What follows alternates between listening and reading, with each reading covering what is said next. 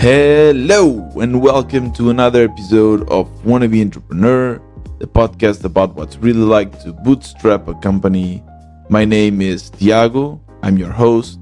I've been your host in 2021, and I'll continue to be your host in 2022.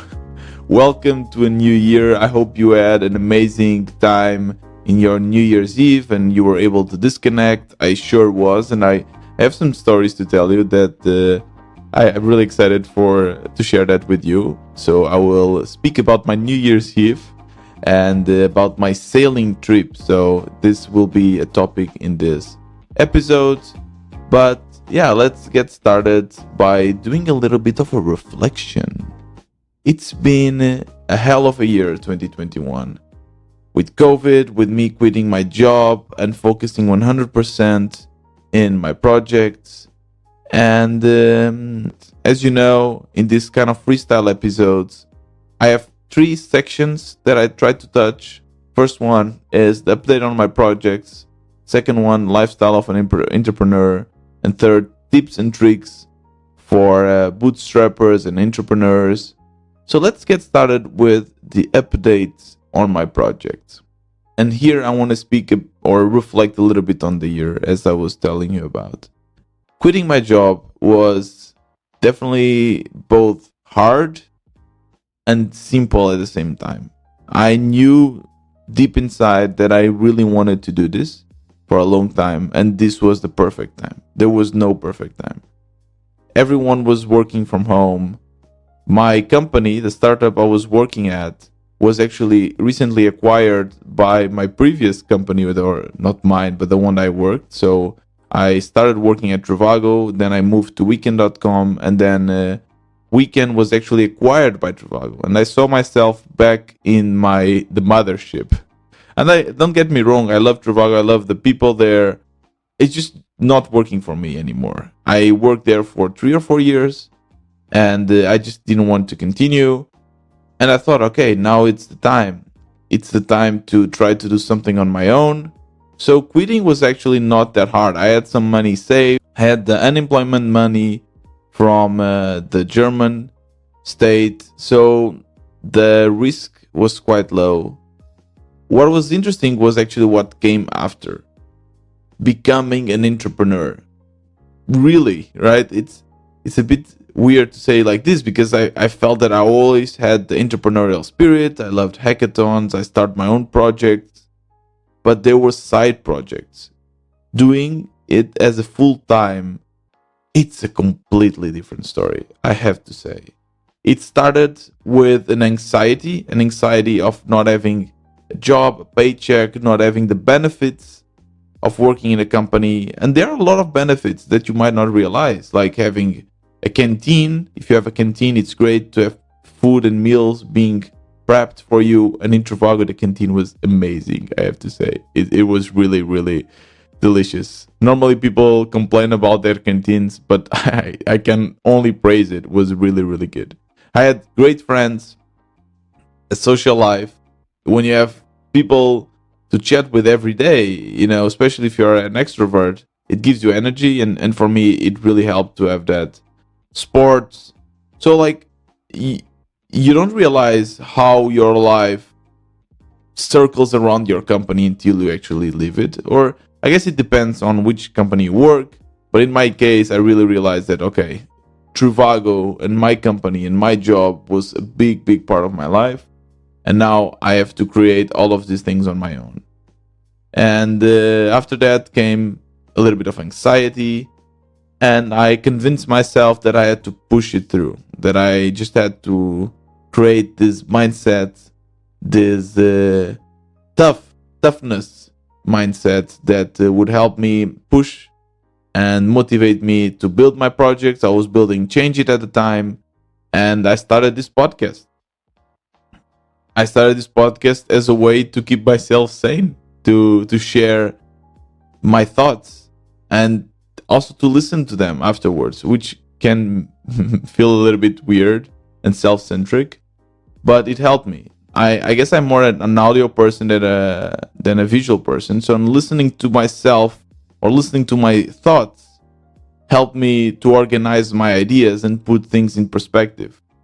And that's how it started. People liked it and it started growing, but then it stagnated.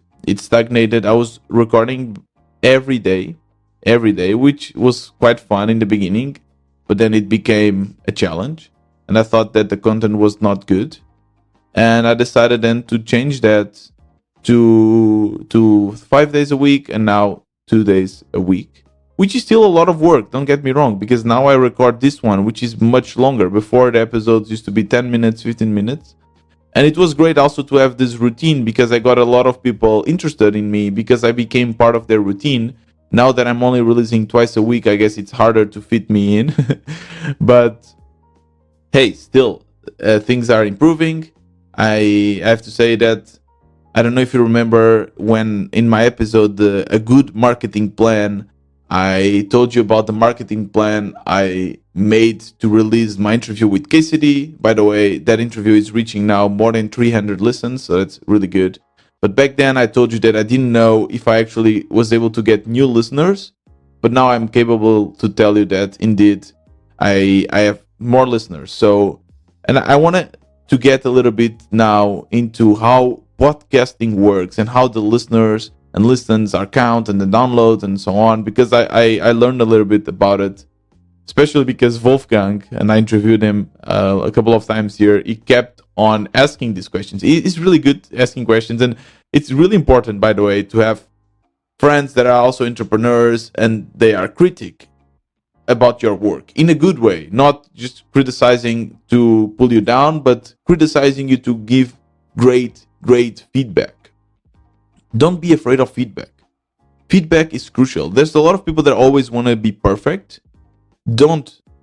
I love when people tell me what I can improve, seriously, because sometimes I'm just lost. I don't know what to do. And having someone pointing that out to me is the best. If someone gives me shitty feedback, if someone just pulls me down, especially on Reddit, that happens a lot, I ignore it. I see, can I improve it? Can I use it? If I cannot use it, I simply ignore it. I know sometimes it's not easy, but it's the best you can do, believe me. Going back to the podcasts and how this whole thing works. So normally you have a provider, which is basically a platform that hosts your podcasts. I guess maybe it's not called a provider, it's a hosting platform. And mine is Red Circle at the moment. I started with Anchor, then I changed. If you're an early listener, you know about this. Red Circle is really amazing. And the way it works is you upload your file to Red Circle and they distribute it through all the platforms. And the way they do it is with the RSS feed. The RSS feed is kind of looks like an XML filled with information, and every time you update or upload a new episode, it changes this feed. All the platforms, let's say for instance Spotify, is always listening to these feeds and updates the information every time this feeds also changes. So if I update or upload a new episode, Spotify checks that out, downloads it, and shares it with the world. But then what Wolfie was asking me is, how does Red Circle know about how many people listen to it on Spotify, for instance, right? Because Spotify probably will only download it once and then will just cache it and distribute it through their listeners. So this is something that got me thinking, because on Red Circle I have all my metrics, right? So if you open Red Circle, I see how many downloads each episode has, which platforms are mostly listening, or where are my listeners listening to my episodes, and a bunch of other metrics. So I send a message to Red Circle. They are really great. They answer super fast. And what they told me is, first of all, what a download means. So a download it doesn't mean that you're actually downloading. You can also stream it. So apparently there are a certain of measurement standards that is agreed upon in the industry, and the measures what is a download. So I think imagine, I don't know for sure, but you need to stream an episode for more than 1 minute, whatever, then it's considered a download. And all of these measures are agreed upon in the industry, and that's how Red Circle knows if it's a download or not. And then apparently these platforms give this information to Red Circle. I don't know how they do it. I tried to ask if there was some API or something. They were not very clear there. But what they told me is that these platforms tell Red Circle how many people are actually downloading or listening to the episodes. And that's how they share. And then the big question, which is, how big is my audience? How do I know? Because as I told you, KCD interview already got 300 listens, but that doesn't mean that I have 300 listeners always listening to my episodes. So how big is my audience? And what they say is that most advertisers, so normally one of the way of making money with podcasts is selling ads. I don't do that, but obviously a lot of people do. And what most advertisers look at is to your 30-day or 90-day post-release episode download numbers. So you release an episode, let's say I release a freestyle episode, after 30 days or 90 days, how many people actually listen to it? And that's the average audience. And the Red Circle also calculates that. And so far I have 61 average audience. So 61 people listen to all my episodes. And it's been growing, definitely. Before KCD interview, I had less. I had, I think, around 50. So it's not a crazy number, for sure. And probably you're thinking, okay, Tiago, it's your full-time job. How come you only have this? The only thing I can tell you is that it's extremely hard, and I try my best. And the only thing that I'm not doing so far is trying to be a guest in other podcasts. I know this is great. It's a great way to also get listeners, but I don't know why. I have to, it's a lot of work. You need to send a lot of messages, and I don't want to impose my participation somehow. I don't know why. Maybe it's the imposter syndrome or something. But besides that, I'm doing everything. I'm doing Twitter, Hindi hackers. I'm sharing it around. I'm tagging people. I'm interviewing people. It's really hard. And sometimes on, let's say, YouTube, right? YouTube is great because their algorithm shares your channels, right? So if you tick a couple of boxes, YouTube will do the rest and share it, and you easily reach, well, not easily, but you can reach thousands of subscribers in a short amount of period if you tick all the boxes and YouTube algorithm picks your content. So far, that is not happening as far as I can see for podcasts. I know that Apple does this a little bit. Spotify is starting that as well. But I don't see that rise. I feel that every listener was conquered by me. I had to go and like kind of sell it door to door, my podcast, to everyone. So yeah, it's tough. It's not easy, but it's a passion. And again, that's one of the things I learned. You need to be passionate about what you're building, because if you're not, it's so hard that it's just not worth it. Just find a job. You'll get better paid for sure. So that's how podcasting works. Another thing that I've learned about podcasting is that it's a great way for you to learn about a topic. And the reason is that if you see, I get to interview a lot of people, a lot of experts, and learn from them just because I have a podcast. I don't need to have a huge audience. They normally don't even ask for it. But I got to interview KCD, I got to interview Arvid, which are people that are quite big on Twitter. They are super busy. If I just had sent them a message and asking if we could chat for 1 hour, just for my own purpose, so just for me to learn, they would most likely say no. Or maybe they would ask me to pay. It makes no sense.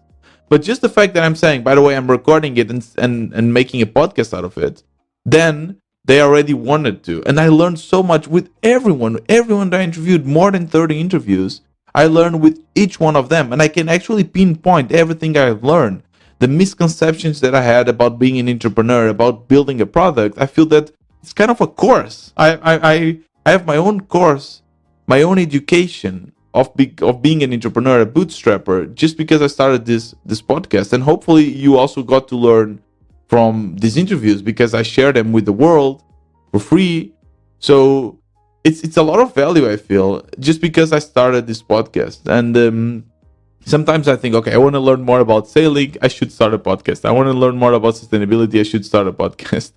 Just because it's a great way to learn. You get to have a lot of mentors. And definitely that's something that I would recommend everyone to do. And yeah, that's my project updates. That's my reflection of the year 2021. For the 2022, I don't know. I really don't know. I hope to continue with the podcast. I'm excited to see how many people I will have in the end, if I will be able to make money or more money out of it, if people will. There's people still buying me coffees, which is amazing. It's the only way. And I think people now start to realize that if they want this content to continue, they have to support it somehow. And I'm not doing ads. I hate them. I've mentioned that many times.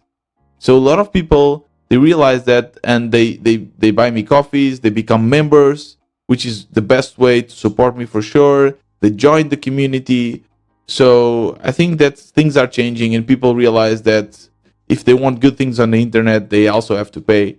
So by the way, if you want, the link will be in the description and you can buy me a coffee. And yeah, that's my reflection.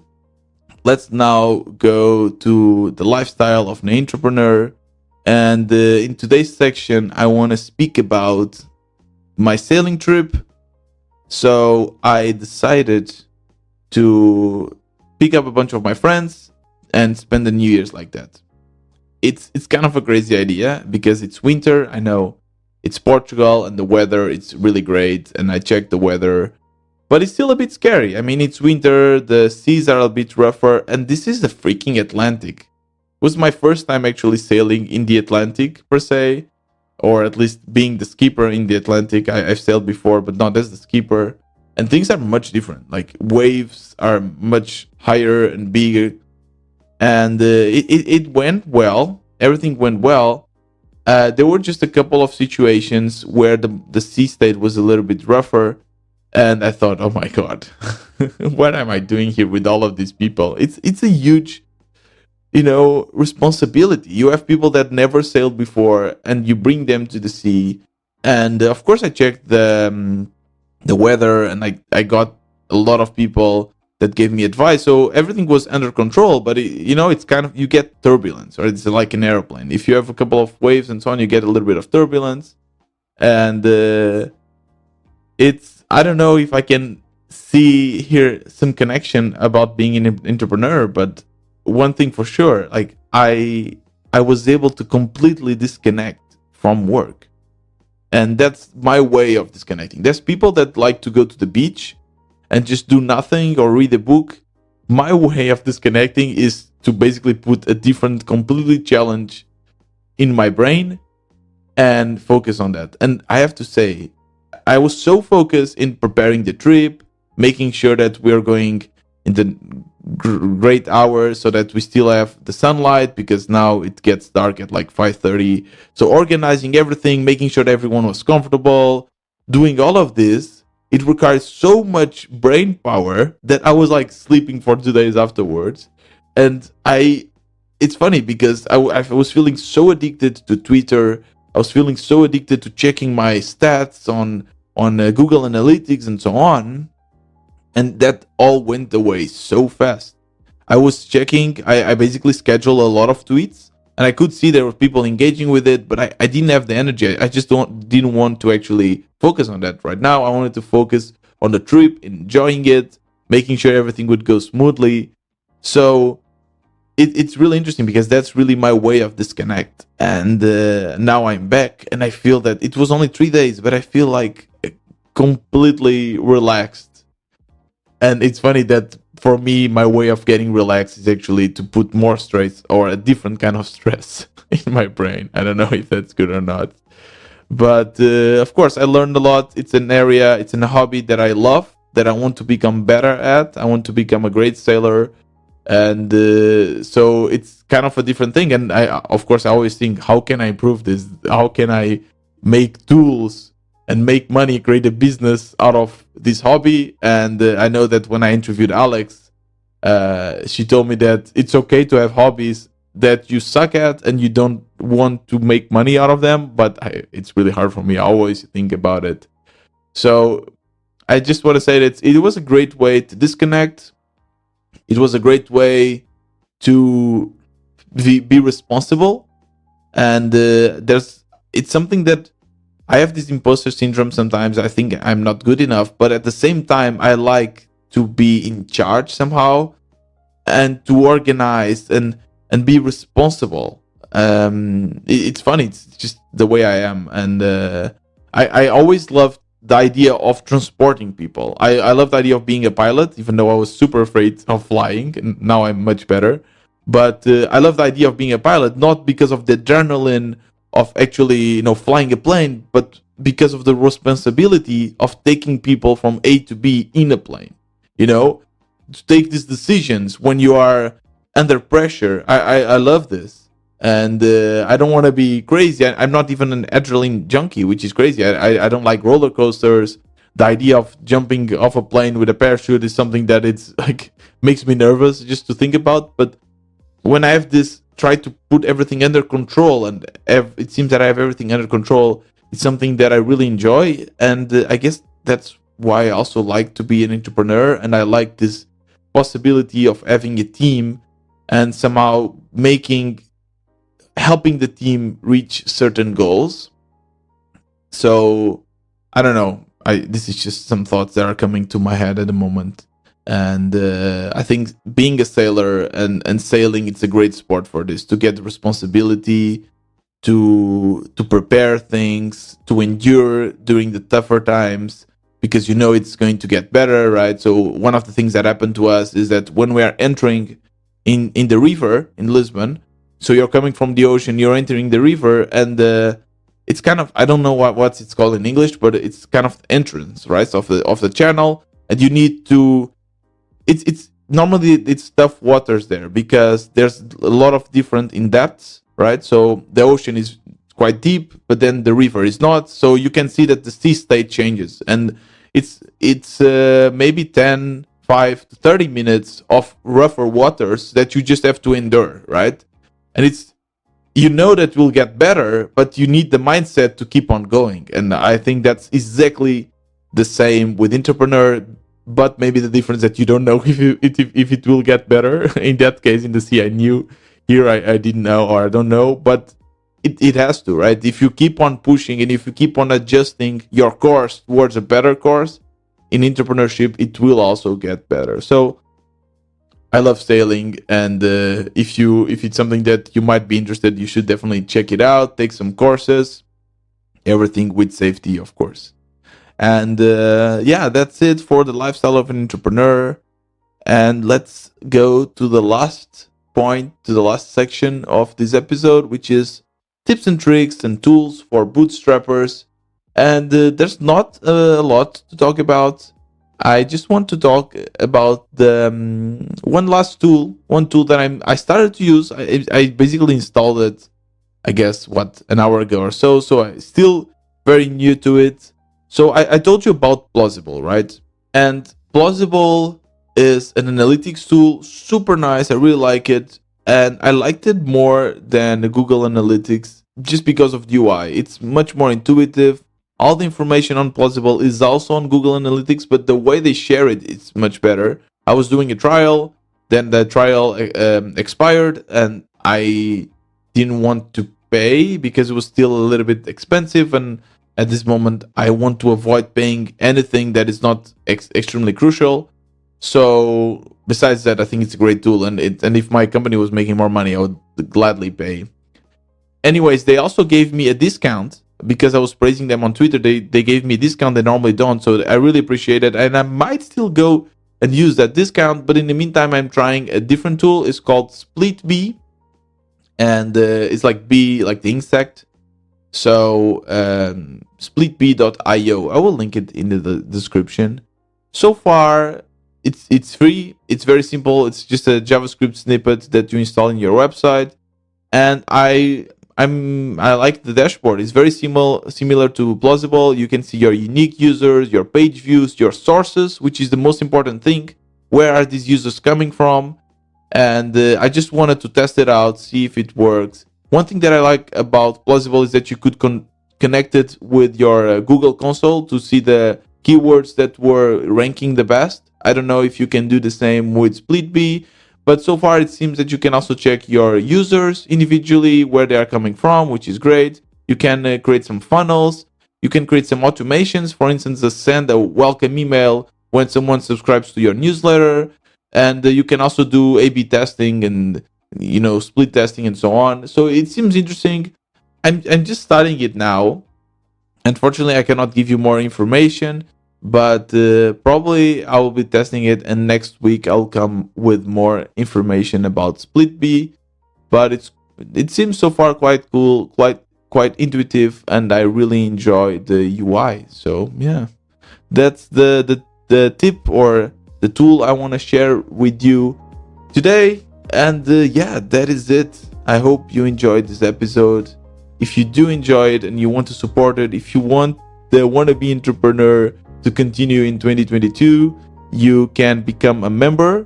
And by becoming a member, you get access to a bunch of perks, and you join our virtual co-working space for bootstrappers. It costs only €4 or $4.6 per month, and you can support this podcast and join and meet other entrepreneurs. It's a really, really great place. The link will be in the description, or you can go to wannabe-entrepreneur.com/co-working. And if you don't want to commit to a monthly fee, you can just buy me a one-time coffee. The link will be also in the description. Sharing is caring. If you share this episode with your friends, your entrepreneur friends, that would really help also it grow, and of course giving a review. This was another wannabe entrepreneur. See you on Thursday.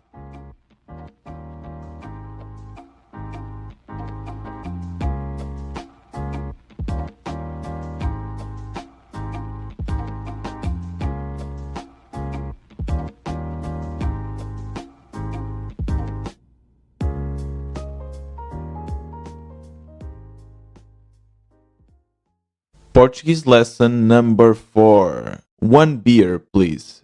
Uma cerveja, por favor. Uma cerveja, por favor. Really important, this one.